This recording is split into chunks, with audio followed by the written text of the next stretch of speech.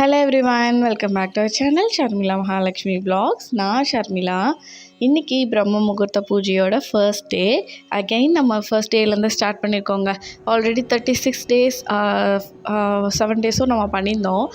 நான் வந்து வீடியோவில் காட்டினது ஒரு 2-3 டேஸை காட்டியிருக்க மாட்டேன். வீடியோ எடுக்காமையே வந்து பண்ணிட்டுருந்தேன். ஸோ மொத்தமாக ஒரு 37 டேஸ் கிட்ட பண்ணியிருப்போங்க. அதுக்கப்புறம் பார்த்திங்கன்னா திரும்ப அகெயின் ஸ்டார்ட் பண்ணலான்னு சொல்லி பண்ணியிருக்கேன். இன்னையிலேருந்து வந்து ஸ்டார்ட் பண்ண போகிறேன். இன்றைக்கி பார்த்திங்கன்னா ஃபர்ஸ்ட்டாக எந்திரிக்கிறோம்ல, ரொம்ப நாள் கேப் விட்டு எந்திரிக்கிறனால ரொம்ப கஷ்டமாக இருந்துச்சு. லேட் ஆகிடுச்சு. எந்திரிக்கும் போதே ஒரு 4 o'clock 4:30 கிட்ட ஆகிடுச்சு.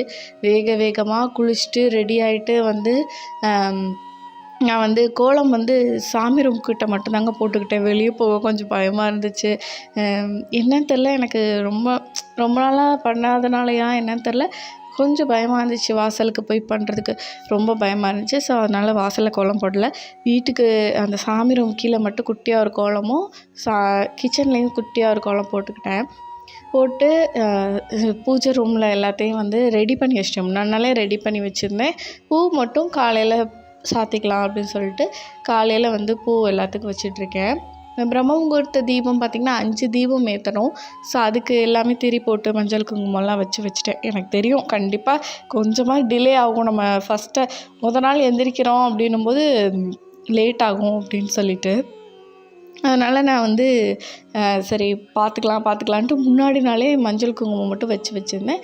ஸோ அதனால் கொஞ்சம் எனக்கு வேலை கம்மியாக இருந்துச்சு. காலையில் பூவெல்லாம் சாத்திட்டு கரெக்டாக 5 o'clock 5:15 5 o'clock 5:15 அந்த டைம் ஆகிடுச்சு. 5:30க்குள்ளே ஏற்றிடணும். 5:15க்கு நான் ஏற்றிட்டேங்க. ஃபாஸ்ட்டாக கிளம்புனேங்க. இந்த அளவுக்கு நான் ஃபாஸ்ட்டாக கிளம்பியிருக்க மாட்டேன்.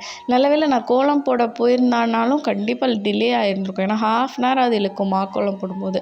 ஸோ அதனால் வந்து நான் வந்து கொஞ்சம் கோலத்தையே வந்து அன்றைக்கி விட்டுட்டேன். வெளியே போகிறதுக்கே கொஞ்சம் பயமாக இருந்தனால விட்டுட்டேன். அடுத்ததெல்லாம் ஹஸ்பண்ட் முழிச்சிருப்பாங்க. இன்றைக்கி தூங்கிட்டாங்க ஃபர்ஸ்ட் டேன்றனால. ஸோ அதனால் நான் வந்து வெளியே போக பயமாக இருந்துச்சு. அப்புறம் முழிச்சிருந்தாங்கன்னா உள்ளே ஏதாவது கம்ப்யூட்டர் அந்த மாதிரி பார்த்துட்ருப்பாங்க. எனக்கு பயம் இருக்காது. நான் கோலம் போட்டுட்டு வருவேன். ஸோ ஹஸ்பண்ட் வந்து சேஃப்டி முக்கியம்ப்பா, நீ வந்து கதவெல்லாம் சாத்திக்கோ அப்படின்ற மாதிரி சொல்லிட்டாங்களா. ஸோ அதனால் நான் அந்த மாதிரி விளக்கு ஏற்றலை. சாமியெல்லாம் கும்பிட்டு முடிச்சுட்டு வந்து டோர் லாக் பண்ணிக்குவேன். ஸோ அந்த மாதிரி பண்ணிக்கிறேன் நான். மேக்ஸிமம் வந்து இப்போது உங்கள் வீட்டு சைட்லலாம் பார்த்திங்கன்னா சிசிடிவி கேமராவோ அந்த ஃபெசிலிட்டி இல்லை, ஓப்பனாக ஸ்பேஸ் இருக்குது, அங்கே திருடங்க வர வாய்ப்பு இருக்குன்னா கண்டிப்பாக நீங்கள் ஓப்பன் பண்ணி வச்சு அந்நேரத்தில் நீங்கள் கோலம் போடணுன்னு அவசியமே கிடையாதுங்க. நீங்கள் அதை க்ளோஸ் பண்ணிவிட்டு கூட நீங்கள் சாமி கும்பிடலாம், தப்பே இல்லை. நீங்கள் வேண்டுறது யூனிவர்ஸ் கிட்ட, சரிங்களா? அது கண்டிப்பாக நமக்கு நடத்தி கொடுக்கும். நம்ம சேஃப்டி நமக்கு ரொம்ப முக்கியம். ஸோ கண்டிப்பாக வாசப்படியை திறந்து வச்சுருக்கணும், அந்நேரத்தில் ஓப்பனில் இருக்கணும், அந்நேரத்தில் நம்ம வந்து கோலம் போடணும்னு அவசியம் கிடையாது. சாமி ரூம் கீழே இருக்கு இல்லையா, சாமிக்கு கீழே அழகாக குட்டியாக ஒரு கோலம் போட்டுக்கோங்க. எப்படி நம்ம கால் வச்சு அழிக்கும் போது அழிஞ்சிரும், இருந்தாலும் குட்டியாக ஒரு கோலம் போட்டுக்கோங்க. சாமி ரூம் அதே மாதிரி கிச்சனில் கொஞ்சமாக குட்டியாக ஒரு கோலம் போட்டுக்கோங்க, முடிஞ்சு போச்சு.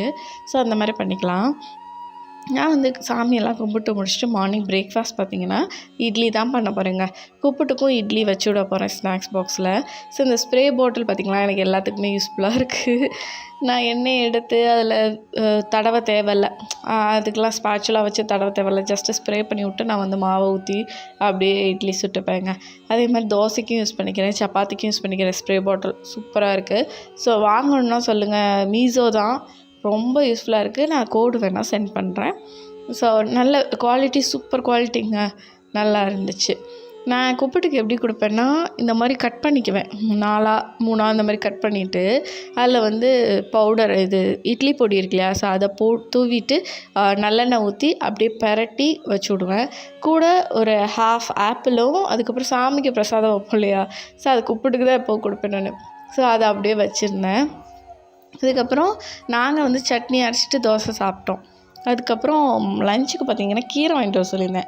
ஹஸ்பண்ட் வந்து இந்த புளிச்ச கீரைன்னு இருக்கும் இல்லையா, ஸோ அதை வாங்கிட்டு வந்தார். புளிச்ச கீரையில் என்ன பண்ண முடியும்னா துவையல் மாதிரி பண்ணிக்கலாம். அது சுடு சோத்தில் வச்சு சாப்பிடும்போது செம்ம டேஸ்ட்டாக இருக்கும். அதே மாதிரி இட்லி தோசைக்கெலாம் செம்மையான ஒரு காம்பினேஷனாக இருக்கும். நல்ல உரப்பு புளிப்போடு வந்து ஒரு டிஃப்ரெண்ட் டேஸ்ட்டில் இருக்கும். நான் அடுத்து செய்யும்போது வீடியோ எடுக்கிறேன். ஏன்னா இது வந்து செய்யும்போது வீடியோ எடுக்காமல் விட்டுட்டேன். அதுக்கப்புறம் ரசமும் கோக்ரா சட்னியும், அது கூட வந்து காராமணி இருக்கு இல்லையா, ஸோ அது கொஞ்சமாக பண்ணியிருந்தேன். சாப்பிட்டு முடித்து கொஞ்சம் மிச்சம் இருந்துச்சு அது. அப்புறம் நைட்டுக்கு பார்த்திங்கன்னா தோசைக்கு அப்படியே அந்த கோக்ரா சட்னியவே வச்சு சாப்பிட்டாச்சு. எப்பவும் போல் கிச்சனெல்லாம் நல்லா க்ளீன் பண்ணி வச்சுட்டு அப்படியே தூங்க போகிறேன். மதியானமே நான் ஒரு டைம் க்ளீன் பண்ணிடுவேன். ஏன்னா காலையில் நம்ம கோலம் போடுவோம் இல்லையா, ஸோ அதெல்லாமே வந்து மதியானம் சமைச்சு முடித்த உடனே ஒரு மாதிரி ஸ்பில் ஆகிருக்கும் எல்லாமே. ஸோ அது எல்லாத்தையும் தொடச்சி எடுத்ததுக்கப்புறம் தான் வந்து போய் ரெஸ்ட் எடுப்பேன் நான் கொஞ்சம் நேரம். அப்புறம் நைட்டுக்கு வந்து தோசை ஊற்றுறது, ஏதாவது ஹீட் பண்ணி ரீஹீட் பண்ணுறது, அந்த மாதிரி வேலைகள் தான் இருக்கும். ஸோ அப்போ வந்து லாஸ்ட்டாக க்ளீன் பண்ணிக்குவேன். பால் காய்ச்சிறது இந்த மாதிரி வேலைகள்லாம் இருக்குல்ல, ஸோ அதெல்லாம் முடிச்சுட்டு க்ளீன் பண்ணி வச்சுட்டு அப்படியே போய் படுத்துருவேன். நான் வந்து ஈவினிங்கே பார்த்திங்கன்னா ஒரு 7 அந்த டைமில் வந்து கூட்டி விட்டு எல்லாம் க்ளீன் பண்ணி வச்சுட்டேன். ஸோ அதனால் வந்து இப்போ வீடும் சுத்தமாக இருக்குது. ஸோ அப்படியே அடுத்த நாளைக்கு வந்து நம்ம பூஜை ஸ்ட்ரைட்டாக பண்ணிடலாம். ஸோ எந்த பிரச்சனையும் இல்லை. ஸோ இப்படி தான் ரெகுலராக என்னோடய ரொட்டீன் போயிட்டுருக்கு. அடுத்தடுத்து என்னுடைய வ்ளாக்ஸ் பாருங்கள். பிரம்ம முகூர்த்த பூஜை 48 டேஸ் நம்ம பண்ண போகிறோம். ஸோ நீங்களும் என் கூட ஜாயின் பண்ணிக்கோங்க. யாரெல்லாம் இந்த மாதிரி பூஜை பண்ணணும்னு நினைக்கிறீங்களோ ப்ளீஸ் ஜாயின் பண்ணிக்கோங்க. நம்ம வீடியோஸ் புதுசாக பார்க்குறீங்கன்னா ப்ளீஸ் சப்ஸ்கிரைப் பண்ணி சப்போர்ட் பண்ணுங்கள். இதோட இந்த வீடியோ நான் முடிக்கிறேன். இன்னொரு இன்ட்ரெஸ்டிங்கான அண்ட் யூஸ்ஃபுல்லான வீடியோஸோட நான் வந்து உங்களை வெயிட் பண்ணுறது வரைக்கும் பாய்.